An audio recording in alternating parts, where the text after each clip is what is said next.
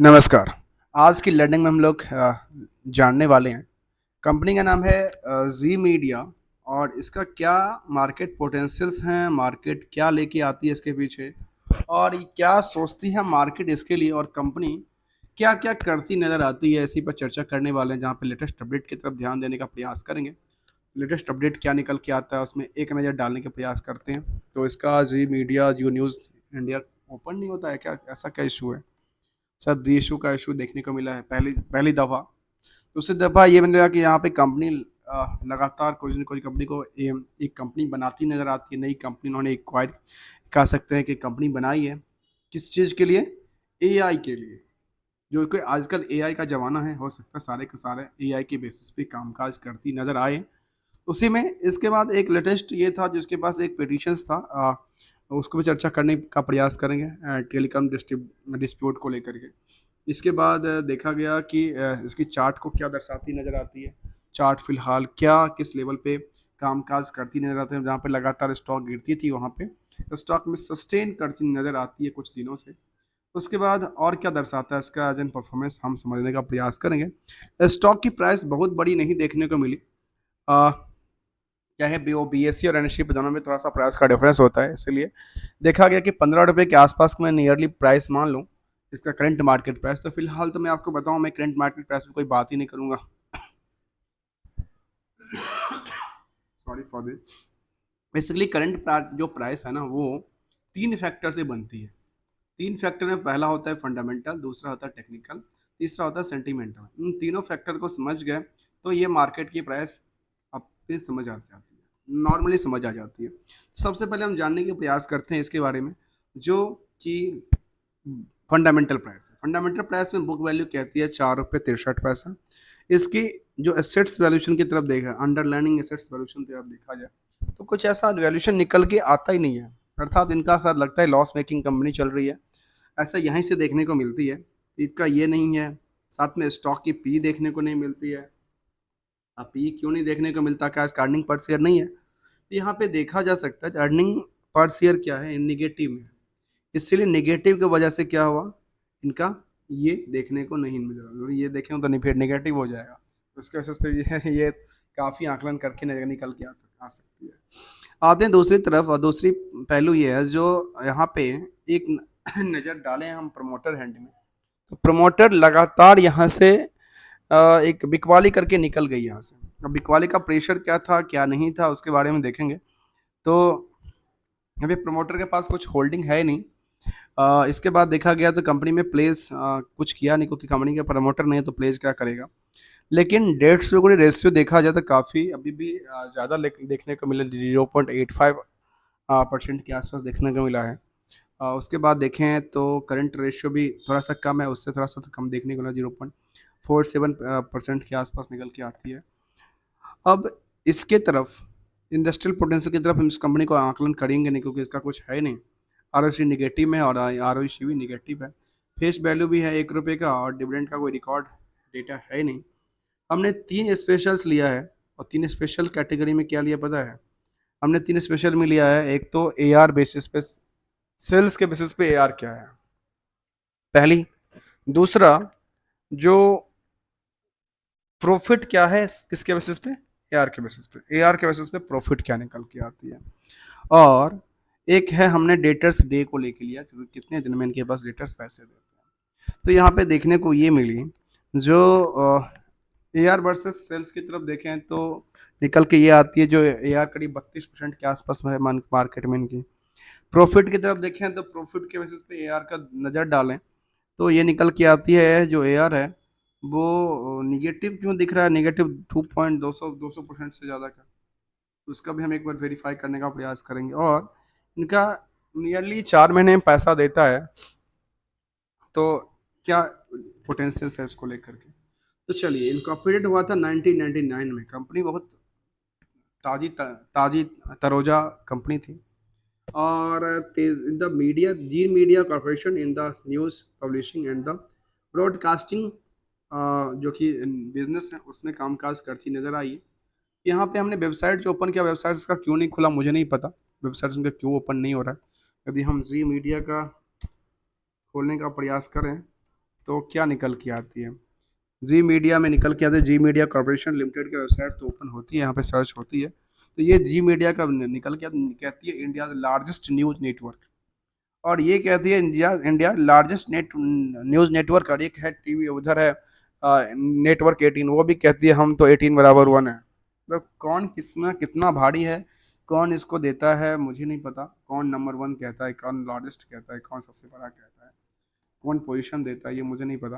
ये आपको यदि मेरे साथियों पता है तो मुझे बिल्कुल बताना। ये कहते हैं हमारे पास क्या है, ये कंपनी कहती है हमारे पास 14 न्यूज़ चैनल हैं, 7 डिफरेंट लैंग्वेज हैं, 32 प्रॉपर्टीज हैं, 153 मिलियन का व्यूअर्स है, 345 मिलियन का मंथली यूनिक व्यूअर, मतलब हर महीने इतना यूनिक व्यूअर्स इनके पास आता है, ये इनका दावा है। ये मैं इसमें दावा के ऊपर कुछ नहीं कह सकता। कहती हैं वन नेटवर्क मेनी अचीवमेंट, और एक नेटवर्क पे ढेर सारा अचीवमेंट की बात करते हैं। कहती हैं 24 ईयर हो गया। कहती हैं कि matrix of the our robust brands engagement. और रिसेंटली जो कंपनी बना रहे हैं ना, ये कहती है हमारे पास क्या है, हमारे पास ये यूट्यूब के सब्सक्राइबर हैं, ये फेसबुक के फॉलोअर लाइक्स हैं, और ट्विटर्स के फॉलोअर्स हैं, ये क्या है पेज व्यू पर मंथ, हमारे पेज व्यू पे इतने लोग आते हैं। और वेंस लाइव ऐप भी हमारे पास है, ये सब चीज़ें करती नज़र आती है। तो ये बेसिकली जी मीडिया की बात हम कर रहे हैं। आज इसको हम थोड़ा सा एक न्यूज़ चैनल की तरफ ही, जैसे जो कि न्यूज़ चैनल में न्यूज़ चैनल चलाते हैं, तो हम इसी ऊपर थोड़ा सा आज स्टॉक मार्केट की लर्निंग की बात रखने की प्रयास करूँगा। सबसे पहले लेटेस्ट अपडेट इनके पास आता है 3 जुलाई को। 3 जुलाई को उन्होंने इंफॉर्मेशन दिया स्टॉक एक्सचेंज को, जो हमने एक कंपनी बनाई, इनकॉर्पोरेटेड ऑफ द होल्डली ऑन सब्सिडरी कंपनी बनाई है।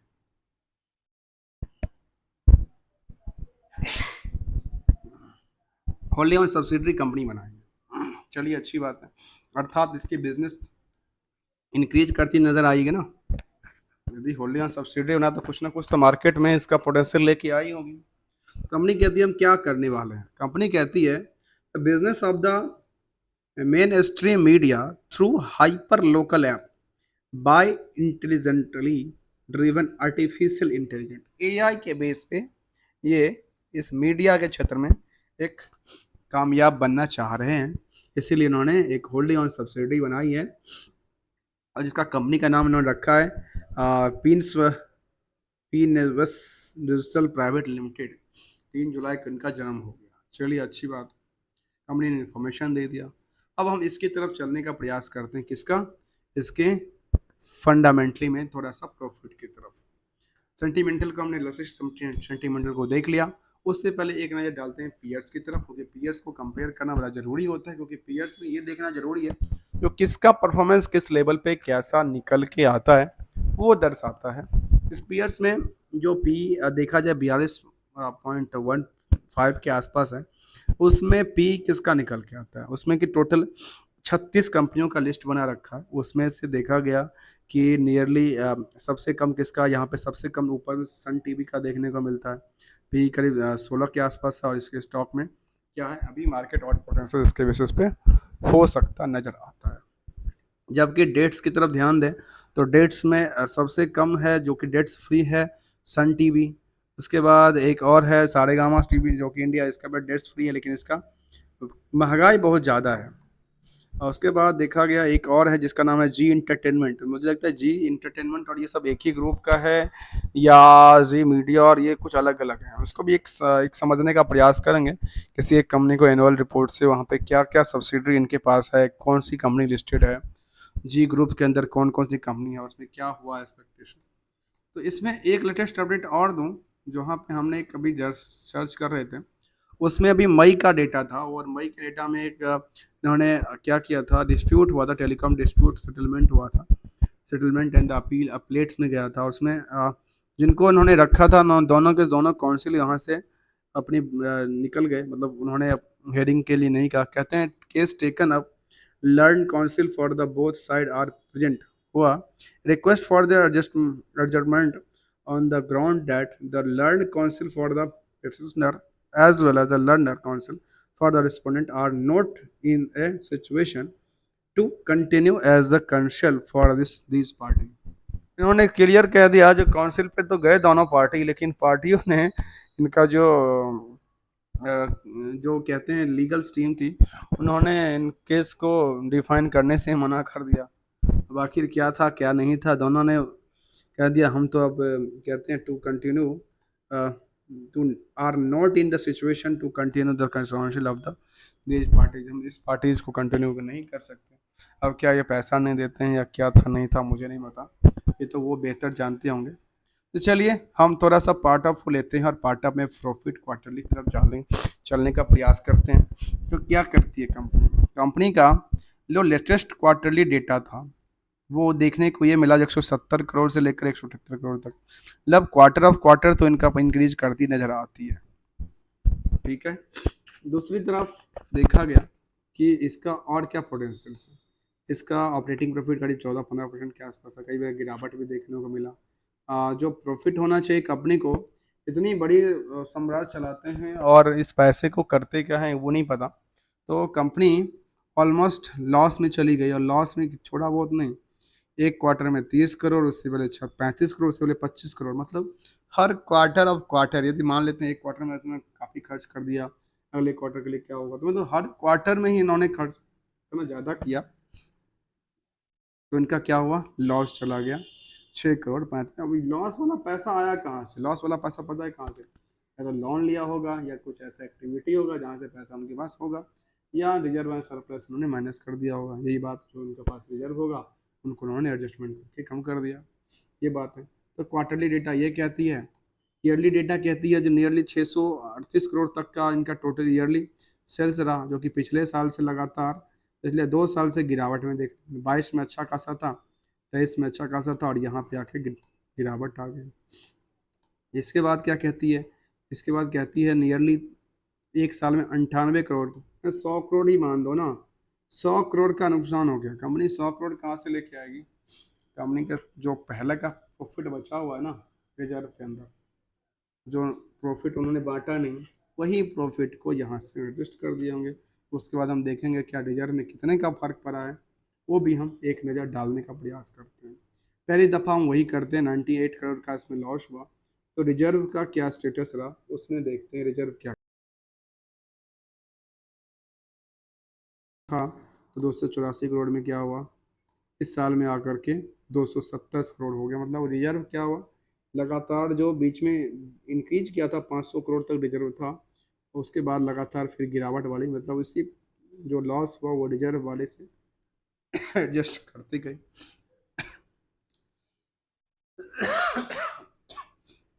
चलते हैं आगे, आगे समझने का प्रयास करते हैं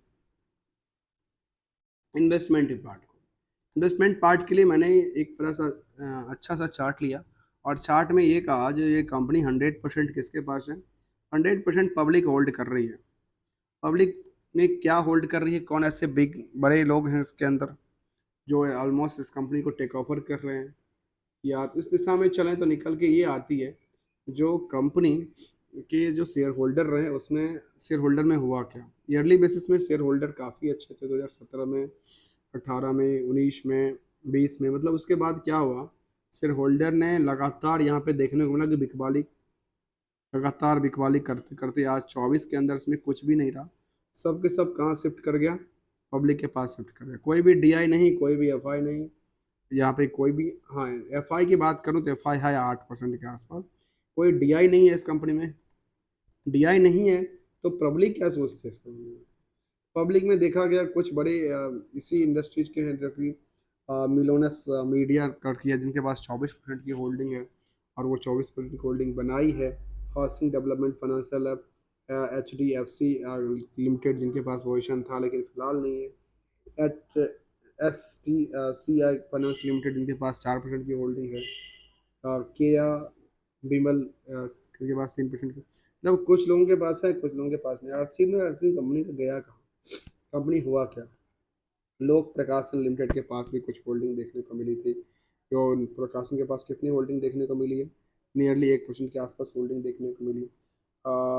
इंफ्रा, दीपक कुमार, लाकी equity intelligence India private limited, मतलब कुछ बड़ी बड़ी चीज़ें यहाँ पे देखने को मिली। ऑलमोस्ट ये कहा जा सकता है इनका मोस्टली जो शेयर गया है वो ट्रांसफ़र कहाँ गया है, वो गया है इनके पास। ये है, इसका नाम है मेलासस media and entertainment private limited. अब ये किसकी कंपनी है ये तो यहाँ पे पता नहीं चलेगा, यदि पता चल जाए तो अच्छी बात है, यहाँ पे ऐसे पता नहीं चलेगा।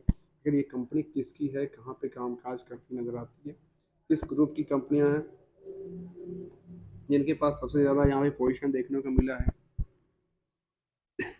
चलते हैं आगे और आगे समझने का प्रयास करें। लेटेस्ट अपडेट की तरफ हमने ध्यान दिया ही, अपडेट में हमने क्या देखा था कि कंपनी एक नई कंपनी बनाती नज़र आई, जहाँ पे हमने देखा था कि इसमें जस्ट एक्विजिशंस की बात करती हैं, जहाँ पे कम्प्लीटली कंपनी बनाई। उसके बाद इसमें कुछ और बात करें तो यहाँ पे कहती है जी मीडिया के कुछ और चीज़ों तो यहाँ पे ऐसा कुछ इसके वेबसाइट्स पे ऐसा कुछ इन्फॉर्मेशन तो नहीं आता। इन्वेस्टर इन्फॉर्मेशन में देखें कुछ ऐसा है लेटेस्ट अपडेट की तरफ। इन्वेस्टर इन्फॉर्मेशन में क्या क्या आती है, अबाउट्स आती है जी मीडिया कॉर्पोरेशन लिमिटेड, जो कि कहती है हमारे बीएसई पे और बीएसई पे लिस्टेड है, एनएसई पे लिस्टेड है, और the India leading news organisation with the interest of the in globals nations and the regional news channels ये काम काज करती है। इन्होंने कहा कि 2013 में effected from the 2013 Zee media corporation limited in the पहले ही कंपनी थी जिसका नाम था रीनेम्ड, कंपनी का नाम था Zee news limited with effect from the May 2004 से ये कंपनी जी न्यूज में था। बाद में इसका नाम as the after that the Zee media corporation बन गया। तो इसको मुझे लगता है कि सोनी के साथ साथ मर्ज करने का प्लान चल रहा था ना। फिर कहते company the business in the portfolio in the comprised of the directly owned news media and the channel of the through the 100% owned equity G uh, Akas News Private Limited. The company has a country-wide network in the news of the responsible strong with the ऐसा कुछ information देखने को यहाँ पे ये 24/7 की broadcast journalist की बात करते हैं, for the content and the creating packaging की बात करते हैं। Company the broadcast nation and the national news and the current affair की बात करती नजर आती है। मतलब ऐसा कुछ यहाँ पे share holding pattern listing documents की बात करती है, बोर्ड ऑफ डायरेक्टर की बात करती है, कॉन्स्टिट्यूशन ऑफ बोर्ड में कोड ऑफ कंडक्ट की बात करते हैं, नोटिशन कॉर्पोरेट गवर्नेंस, तो जो भी चार्ज वहाँ पे देखने को मिला वहाँ पे यहाँ पे देखने को मिलती नज़र आती है। इसका लेटेस्ट अपडेट हुआ क्या उसके बारे में हम एक नज़र डालने का प्रयास करेंगे, और वो मुझे लगता है कि गूगल फाइनेंस पे अच्छा मिल सकता है। आखिर क्या हुआ था इसके अंदर, यहाँ पे ऐसा कुछ इन्फॉर्मेशन देखने को मिलती है नहीं मिलती है, यहाँ पे ऐसा कुछ निकल के देखने को नहीं मिलती नज़र आती है। आखिर इसमें लेटेस्ट अपडेट क्या था, लेटेस्ट अपडेट की तरफ ऐसा कुछ इन्फॉर्मेशन देखने को नहीं मिलती है। आज के टाइम में देखें जी मीडिया के बारे में, जी मीडिया के बारे में, जी मीडिया ऑनरशिप के बारे में, तो हम सीधे गूगल में सर्च करते हैं एक ऑनरशिप कौन है, ऑनरशिप के बारे में देखें तो कहती है एसएल्स ग्रुप अभी भी इसका है, और ये कहती है Zee media is the Indian Hindi news channel. और इसके मर्जर का एक न्यूज़ चल रहा था ना, शायद बहुत दिन पहले की बात है। Zee media latest Zee media share latest latest news क्या होती है इसके बारे में, तो यहाँ कहती है हमारे पास क्या है, ऐसा कुछ इन्फॉर्मेशन है Zee media corporation limited in the share in the 4 जुलाई को, ये कहती है 14 रुपये का, और इसमें कुछ न्यूज़ आर्टिकल ऐसा देखने को निकल के नहीं आती है। हम मनी कंट्रोल पे एक नज़र डालने का प्रयास करें तो यहाँ पे भी यहाँ पे लेटेस्ट अपडेट कुछ ऐसा इस तरह का देखने को नहीं मिला। न्यूज़ मीडिया इसका कुछ जी मीडिया का मर्जर का कुछ प्लान था शायद, मुझे तो शायद याद आ रही है, तो मर्जर का कुछ न्यूज़ था इसका। तो Zee media fish the 450 crore merger cost, और ये मर्जर कॉस्ट की बात करते नजर आती है, करती Sony formality the withdrawal 10 billion merger agreements, और सोनी के साथ मर्जर का जो प्लान चल रहा था वो उन्होंने साथ विड्रॉल कर लिया, ऐसा कुछ इन्फॉर्मेशन था यहाँ पे। आखिर हुआ क्या, क्योंकि कॉस्टिंग काफ़ी बढ़ने वाली थी। तो चलिए इसको हमने समझने का प्रयास किया थोड़ा सा पार्ट्स को लेकर के। दोस्तों कोई कमेंट आपको ज़्यादा कुछ पता हो इसके बारे में तो मुझे बताना, क्योंकि मैं भी एज ए लर्नर इसको एज ए समझने का प्रयास करते रहता हूँ स्टॉक के बारे में। और एज ऑन टाइम फ्रेम इस स्टॉक के बारे में एक नज़र डालें जहाँ पे ट्रेंडिंग क्या दर्शाती नज़र आती है, जहाँ पे ट्रेंडिंग पिछले एक साल में लगता है जो अच्छा ये थोड़ा सा अच्छा ऊपरी सतह में कामकाज किया है, पिछले 5 दिन से तो अच्छा खासा बढ़ती नज़र आती है, एक महीने में तो लगातार जंप ही नज़र आती है, तो कुछ ना कुछ बड़ा होने वाला लगता है, यहाँ पे कुछ है ऐसा देखने को मिलती है नज़र आती है। एग्जैक्ट मेरे पास इनका इन्फॉर्मेशन देखने को नहीं नजर आती है कि आखिर हुआ क्या। कहती है put on the listing price of the issue की डिटेल्स, और यहाँ पे कुछ इशू की बात आती है नजर के यहाँ पे ऐसा बाकी कुछ यहाँ पे देखने को निकल के नहीं आती, नज़र आती है कंपनी के बारे में। तो यहाँ पे हमने इसको समझने का प्रयास किया। Thank you so much for joining here. हम बात करते हैं जी मीडिया के ऊपर।